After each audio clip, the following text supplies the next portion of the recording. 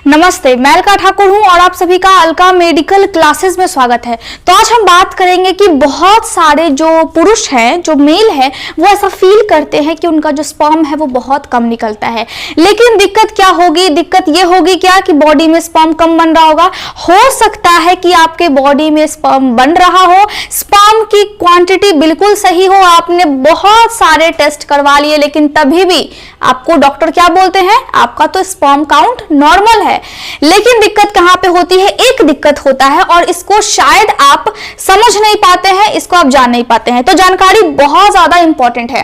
अब बहुत सारे लोगों के पेशाब में बहुत ज्यादा झाग आता है, तो दोनों कनेक्टेड है। अब इस चीज को हम क्या बोलते हैं? इसको हम बोलते हैं रेट्रोग्रेड इजैकुलेशन। क्या बोलते हैं? Retrograde ejaculation. अब ये प्रॉब्लम तो है इजैकुलेशन, ठीक है। अब देखिए, अब ये प्रॉब्लम तो है। प्रॉब्लम क्या है? अभी हम बात कर रहे हैं एक मेल का, एक फीमेल का बात अभी हम नहीं कर रहे हैं। जब एक मेल सेक्स करता है तो स्पर्म निकलता है। अब जब स्पर्म निकलता है तो स्पर्म निकलने से पहले उसको थोड़ा सा महसूस होता है कि स्पर्म निकलना है, ये सबको पता है। इतना बात समझ में आ गया? इतना बिल्कुल क्लियर हो गया होगा। अब देखिए, जब हम मेल का प्राइवेट पार्ट देखते हैं तो नाभि के नीचे उनका जो रिप्रोडक्टिव सिस्टम होता है वो नाभि के नीचे होता है। औरतों में भी होता है, लेकिन औरतों का ज्यादा कॉम्प्लेक्स होता है एक मेल की अपेक्षा। अब जब हम इसको अंदर से देखते हैं तो कुछ इस टाइप का दिखेगा, सीधा देखेंगे तो, जब हम इसको इस साइड से देखेंगे तो कुछ इस टाइप का दिखेगा। तो दोनों एक ही फिगर है, लेकिन एक साइड से है और एक सीधा है। देखिए, अगर हम सीधा देखते हैं तो देखिए यहां पे बॉडी से बाहर क्या होता है? दो टेस्टिकल्स होते हैं ना। अब टेस्टिकल्स में क्या बोलते हैं? इसको हम वृष्ण बोलते हैं हिंदी में, और अंग्रेजी में हम इसको टेस्टिकल्स बोलते हैं, ठीक है, टेस्टिस बोलते हैं। तो यहाँ पे स्पर्म बनता है, यहाँ पे स्पर्म जमा होता है। देखिए, बनता इसके अंदर है और जमा यहाँ पे होता है। और अगर हम ऊपर से देखें तो कुछ इस टाइप का स्ट्रक्चर देखने को मिलता है, तो जमा यहाँ पे होता है। जब एक लड़का किसी लड़की के साथ सेक्स करेगा तो उस टाइम में जो स्पर्म है, जो कि यहाँ पे बना और यहाँ पे जमा है, तो ये जमा वाला जो स्पर्म है वो इस पाइप के माध्यम से आते आते आते आते फिर यहाँ पे देखिए प्रोस्टेट ग्लैंड से भी कुछ एक व्हाइट कलर का हल्का सा लिक्विड टाइप का, चिपचिपा टाइप का पदार्थ निकलता है और उसको हम बोलते हैं सीमेन। ये सब मिलकर के सीमेन बनाता है। तो यहां से स्पर्म निकलता है, ठीक है। यहां पे मैं लिख देती हूं, यहां से निकला आपका स्पर्म। अभी सीमेन नहीं है वो, अभी सिर्फ और सिर्फ वो एक स्पर्म है। अब स्पर्म लाखों की संख्या में निकलते हैं, ठीक है। तो ऐसा नहीं कि एक स्पर्म निकलेगा, लाखों की संख्या में स्पर्म निकलता है। और अगर एक औरत प्रेग्नेंट होती है, प्रेग्नेंट अगर एक औरत हो जाती है, तो सिर्फ एक स्पर्म उसके एक एग को फर्टिलाइज यानी कि निषेचन की प्रक्रिया सिर्फ एक स्पर्म के द्वारा ही होता है। तो यहां पे हम फिर से आते हैं। इतना क्लियर हो गया कि यहां पे जमा हुआ स्पर्म ट्रैवल करते करते यहां पे आया। इसके पास यहां पे कोई गेट नहीं है, बिल्कुल निकला और सीधे आ गया। अब देखिए, अब यहां पे आया तो एक स्टेशन इसको यहां पे मिला। अब एक स्टेशन में इसको कुछ क्या किया? अब एक स्पर्म को और स्ट्रॉन्ग बनाने के लिए यहां से एक व्हाइट कलर का पदार्थ निकला, जिसको हमने बोला है सीमेन, ठीक है। अब भगवान ने बहुत अच्छे से हमारे बॉडी की रचना की है। यहां से जमा हुआ स्पर्म, इसको हम बोलते हैं, जहां पे स्पर्म जमा होता है उसको हम बोलते हैं एपिडिडाइमस। क्या बोलते हैं? एपिडिडाइमस बोलते हैं। और मैंने आपको बताया था कि किस तरह से स्पर्म बनता है, एपिडिडाइमस, ठीक है।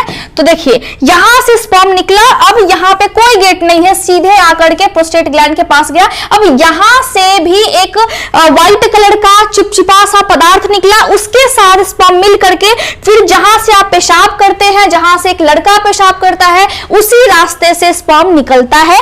कब निकलता है? सेक्सुअल इंटरकोर्स के दौरान, जिसको हम बोलते हैं सेक्स नॉर्मल भाषा में। तो सेक्सुअल इंटरकोर्स के दौरान निकलता है। अब सेक्सुअल इंटरकोर्स को हम एक और चीज बोलते हैं, कोइटस भी बोलते हैं, COITUS। तो सेक्सुअल इंटरकोर्स को हमने क्या बोला? कोइटस भी बोला, सेक्सुअल इंटरकोर्स भी बोला। अब दोनों में कंफ्यूज नहीं होना है, क्योंकि आप एक अगर मेडिकल के स्टूडेंट है तो आपको दोनों चीजें पता होनी चाहिए, ठीक है। तो देखिए, यहां पर निकला, ये जो मैंने आपको बताया ये बिल्कुल नॉर्मल प्रोसेस है। अब जब सेक्स चरम सीमा पे होता है, जिसको हम बोलते हैं कि एकदम फीलिंग एक्सट्रीमली एक्साइटेड जब एक मेल फील करता है, तो उस टाइम में स्पर्म आपका निकला, वो हो गई नॉर्मल प्रोसेस। इतना तक क्लियर है। अब होता क्या है, यहाँ पे दिक्कत क्या हो जाता है कि जब आप पेशाब करेंगे तो यहाँ पे देखिए ये बड़ा सा है यूरिनरी ब्लैडर। ये बड़ा सा इसीलिए है क्योंकि पेशाब की मात्रा ज्यादा होती है, पेशाब को इकट्ठा यहाँ पे पहले किया जाता है, उसके बाद टाइम टाइम पे आपको जब पेशाब लगता है तो फिर इसी रास्ते से आप पेशाब करते हैं। इसका मतलब ये है कि ये बड़ा ही होगा, नॉर्मल सा बात है। तो यहाँ पे ये जो यूरिनरी ब्लैडर है, जिसको हम बोलते हैं मूत्राशय हिंदी में, यहाँ पे पेशाब इकट्ठा होता है। अब इसी के साथ ये दोनों चीजें जुड़ी हुई है ना यहाँ पे, तो दोनों में से पानी इसी के साथ निकलता है, इसी रास्ते से निकलता है। अब बहुत सारे लोगों में ये प्रॉब्लम होता है कि जब वो पेशाब करते हैं तो उनका स्पर्म भी बाहर आ जाता है, जिसकी वजह से उनका जो पेशाब है वो काफी ज्यादा झागदार हो जाता है। इसमें बहुत ज्यादा झाग आपको देखने को मिलेगा जब आप पेशाब करेंगे तो, और स्पेशली कब, जब आप सेक्स करेंगे और उसके बाद जब आप पेशाब करेंगे तो काफी ज्यादा आपको झाग देखने को मिलेगा। वो झाग नॉर्मली बैक्टीरिया नहीं होती है, नॉर्मली कोई आपको इन्फेक्शन नहीं है, आपका स्पर्म है। अब ये हुआ तो हुआ कैसे, अब हम इसको अगर साइड से देखेंगे तो ये आपका हो गया पेनिस, ये आपकी हो गई टेस्टिकल्स, ये आपकी हो गई एपिडिडाइमस जहां पे स्पर्म जमा होता है, और ये यहाँ पे डायरेक्ट ये जो छोटा वाला है ये आपका हो गया प्रोस्टेट ग्लैंड, ये आपकी हो गई यूरिनरी ब्लैडर। ठीक है, तो यहां से और यहां से दोनों से व्हाइट कलर का ये भी व्हाइट कलर का निकला, और साथ में स्पर्म के साथ मिक्स होकर के वो क्या बन गया, वो बन गया सीमेन। तो जो भी आप स्पर्म को निकालते हैं सेक्स के दौरान, वो सिर्फ एक स्पर्म नहीं होता, उसको हम सीमेन बोलते हैं, इसीलिए हम उसको बोलते हैं। तो हुआ क्या कि जब यहाँ पे अब ये जो ब्लैडर है, ये जो दोनों आपकी मूत्राशय है, इसको बंद होना है। जब आपका पेशाब निकलेगा तो वहां से स्पर्म नहीं निकलेगा, लेकिन जब आपका स्पर्म निकलेगा तो पेशाब को भी नहीं निकलना है। होता यह है कि यहाँ पे क्या होता है कि जब आपका स्पर्म निकलता है, जब आप सेक्स करते हैं किसी के साथ और जब आपका स्पर्म निकलने वाला होता है, तो आपका जो मूत्राशय है वो काफी टाइटली बंद हो जाना चाहिए। यहाँ पे ये वाला जो है ये काफी टाइटली बंद हो जाना चाहिए, लेकिन बंद नहीं हो पाता है, जिसकी वजह से आपका जो स्पर्म है वो पीछे की तरफ चला जाता है। आपके ब्लैडर में वो स्पर्म ऊपर की तरफ चला जाता है, नीचे जाने के अपेक्षा। तो यहाँ पे क्या हुआ कि इसको जाना था नीचे, लेकिन यहाँ पे ये चला गया ऊपर, इसीलिए इसका नाम पड़ा है, इस प्रॉब्लम का नाम पड़ा है रेट्रोग्रेड इजेकुलेशन। और इजेकुलेशन का मतलब होता है स्पर्म का बाहर निकलना। ये आपको समझ में आ गया? तो स्पर्म बाहर नहीं निकल पाता है, और स्पर्म अगर निकलता भी है तो बहुत कम अमाउंट में, क्योंकि वो पीछे की तरफ जा रहा है। और जब आप पेशाब करेंगे तो आपके पेशाब में झाग भी होगा, साथ में हो सकता है कि जलन भी हो। और स्पर्म को हिंदी में हम क्या बोलते हैं? स्पर्म को हिंदी में हम बोलते हैं वीर्य। ठीक है, तो कंफ्यूज नहीं होना हिंदी और इंग्लिश में। अब इस किसको किसको हो जाता है, क्या हमारे बॉडी में ऐसा हो जाता है जिसकी वजह से ये हो जाता है? अब पहला अगर मैं आपको बोलूं तो पहला सिस्टेमिक डिजीज हो जाती है, जिसको भी सिस्टेमिक डिजीज क्या होता है? सिस्टेमिक डिजीज का मतलब होता है ऐसा रोग जो आपके बॉडी के सभी अंगों को लगभग प्रभावित करता है। इसमें हम सभी को पता है डायबिटीज एक ऐसा कंडीशन है जिसमें हर किसी को मालूम है कि बॉडी में प्रॉब्लम्स आना धीरे धीरे शुरू ही हो जाता है, खत्म होने का नाम ही नहीं लेता है। तो डायबिटीज में पूरा बॉडी आपका सफर करते रहता है। साथ में मल्टीपल स्क्लेरोसिस भी होता है, एक डिजीज जिसमें आपको, ये सिस्टेमिक डिजीज का एक प्रकार है और ये भी सिस्टेमिक डिजीज में ही आता है। इसका मतलब सिंपल आप समझ लीजिए कि बहुत सारे रोग ऐसे होते हैं जो आपके बॉडी को, पूरे बॉडी को प्रभावित करते हैं, और उसमें पहला है डायबिटीज, दूसरा है मल्टीपल स्क्लेरोसिस, जिसमें क्या होता है, जिसमें आपका ब्रेन भी डैमेज होने लगता है, आपका माउथ भी डैमेज होने लगता है, माउथ में से बदबू आने लगती है, ब्रेन में सोचने समझने की शक्ति थोड़ी सी कम हो जाती है, आपको हमेशा कंफ्यूजन होता है, कमजोरी महसूस होता है, साथ में आपकी पाचन की क्रिया अच्छी नहीं होती है, साथ में आपका पेशाब रोकने का जो कैपेसिटी है वो कम हो जाता है, बार बार पेशाब लगता है, आपकी जो मांसपेशियां है वो फिर कमजोर हो जाती है। आपके जो सेंसेस है, मतलब कोई चीज आपको टच करेगा, कोई चींटी काटेगा तो आपको कम फील होगा, कम दर्द फील होगा। स्पाइनल कॉर्ड भी सही से फिर काम नहीं करने लगता है और आंखों की रोशनी भी प्रभावित होने लगती है, कम दिखने लगता है। तो ये अच्छी बात नहीं है, बहुत खराब बात है, क्योंकि ये बहुत ही गंभीर प्रॉब्लम है और आपके पूरे बॉडी को ये खराब कर देती है। ठीक है, तो यहां पे मैंने क्या बोला कि जिस भी पुरुष को ये प्रॉब्लम होगा, डायबिटीज होगा, मल्टीपल स्क्लेरोसिस होगा, उसको ऐसा चांस है कि उसको फिर आपके रेट्रोग्रेड एजैकुलेशन वाला प्रॉब्लम हो जाए। यूरिन में क्या है, यूरिन में आपके स्पर्म आने लगे। अगर एक महिला को, अभी हम यहाँ पे मेल की बात कर रहे हैं, फीमेल की बात नहीं कर रहे हैं, लेकिन अगर हम समझे तो मल्टीपल स्क्लेरोसिस में महिला को क्या क्या चीजें होती है। अगर कोई महिला है और उसका भी आंख खराब हो जाएगा, स्पाइनल कॉर्ड उसका भी डैमेज होगा, उसका भी जो फील करने की जो कैपेसिटी है वो कम हो जाएगी, दर्द कम होगा, मांसपेशियों में बहुत ऐंठन या फिर दर्द महसूस होगा, मांसपेशी बहुत ज्यादा कमजोर हो जाएगी, पेशाब के रास्ते में हो सकता है कि इंफेक्शन हो जाए या फिर जलन महसूस हो या फिर पेशाब को कंट्रोल करने की कैपेसिटी कम हो जाए, पाचन की क्रिया सही से नहीं हो और सभी चीजें लगभग सेम है, पुरुष के जैसा ही है। दूसरा सिस्टेमिक डिजीज क्या होता है जिसकी वजह से आपको रेट्रोग्रेड इजैकुलेशन हो सकता है, आपके पेशाब में स्पर्म आ सकता है। तो पेशाब में स्पर्म आता है, ऑलरेडी एक डिजीज है जिसका नाम है पार्किंसंस डिजीज। अगर किसी को ये वाली प्रॉब्लम है तो चांसेस है, आपको अगर दिख रहे हैं कि आपका जो पेशाब है वो थोड़ा सा झाग वाला हो रहा है, तो अगर आपको ये वाला प्रॉब्लम है तो फिर आप सतर्क हो जाएं।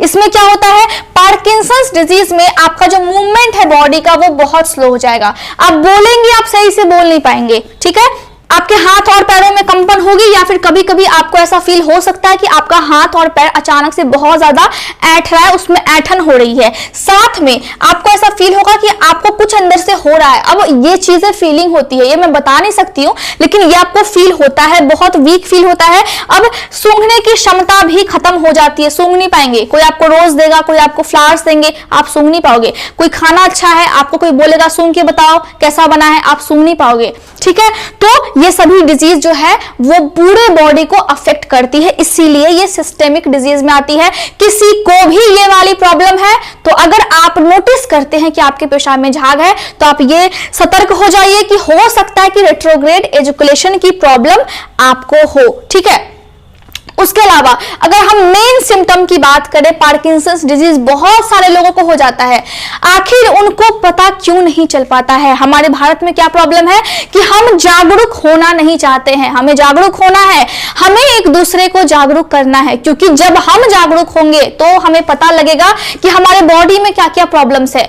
कोई भी एक प्रॉब्लम सुन करके, समझ करके या फिर देख करके हमें डिसाइड नहीं कर सकते हैं कि सामने वाले को अगर वो प्रॉब्लम है तो वो प्रॉब्लम मुझे भी होगी। अब पार्किंसंस डिजीज बहुत ही गंभीर और बहुत खतरनाक है, लेकिन जानकारी बहुत लोगों को नहीं है। तो नॉर्मली अगर हम मेन सिम्टम की बात करें तो क्या होता है, आप कोई पोस्चर को नहीं ले सकते। इसका मतलब आपका मन करेगा कि आप अपने हाथों को इस तरह मोड़े तो सही से आप मोड़ नहीं पाएंगे। ठीक है, दूसरा आपका जो फेस का एक्सप्रेशन है, जो फेशियल एक्सप्रेशन है वो सेम ही रहेगा, आप ज्यादा मुंह को हिला डुला नहीं सकते हैं। ठीक है, तो ये चीज होती है। दूसरा क्या होता है कि आपका जो कमर है वो बिल्कुल खड़ा, मतलब जैसे कि बहुत टाइट हो गया है, फ्लेक्सिबल नहीं हो, मुड़ नहीं पाएगा। आगे की तरफ आपका जो सीना है वो फिर झुक जाता है, टिल्ट का मतलब वही होता है। साथ में आपका जो हाथ है दोनों वो भी बहुत टाइट हो जाता है, मतलब जब हम चलते हैं तो क्या होता है, एक हाथ आगे एक हाथ पीछे ऐसे होता है ना, ऐसे नॉर्मली नहीं हो पाएगा। साथ में आपका जो कलाई है और जो आपकी रिस्ट है वो काफी ज्यादा फिर ऐसा फील होगा कि वो बेजान सी हो गई है, ये भी आपको महसूस हो सकता है। आपके पैर कांपेंगे जब आप खड़े होंगे तो, और जब आप चलेंगे तो बहुत स्लो चल सकते हैं, कोई भी काम करेंगे तो बहुत स्लो करेंगे। दूसरा, अगर किसी को स्पाइनल कॉर्ड में दिक्कत है, स्पाइनल कॉर्ड का मतलब क्या होता है, रीढ़ की हड्डी जो गर्दन से शुरू होती है और हमारे कमर तक है। ये क्यों है, भगवान ने हमें क्यों दिया है, ताकि हम सही से खड़े हो पाए, सही से हम अपने बॉडी को हिला पाए, सही से हम जैसे मन वैसे इधर उधर जा पाए, अपने सपनों को पूरा कर पाए। सपने पूरा करना बहुत इंपॉर्टेंट है। अगर आज आप अपने टाइम को वेस्ट करते हैं, इसका मतलब है कि आप सपने से 5 साल 10 साल दूर जा रहे हैं और बाद में आपको सोचना पड़ेगा कि काश मैंने उस टाइम ये किया होता। सबको पता है क्या करना है लाइफ में, सबको पता है रास्ता क्या है, लेकिन जीतता वही है जो करके जाता है। हार वो जाता है जिसको नॉलेज होते हुए भी वो करता नहीं है। तो एक्शन बहुत इंपॉर्टेंट है। अगर स्पाइनल कॉर्ड में चोट लग जाए तो क्या होगा, तो आपको दिक्कत हो सकता है रेट्रोग्रेड इजैकुलेशन की। अब यहाँ पे एक फीमेल है, इसका मतलब ये नहीं है कि फीमेल को दिक्कत हो जाएगा। मेल के जो पार्ट्स है, मेल के जो प्राइवेट पार्ट्स है वो मेल में ही रहते हैं, तो मेल को दिक्कत होगा, ठीक है, फीमेल को दिक्कत नहीं होगा।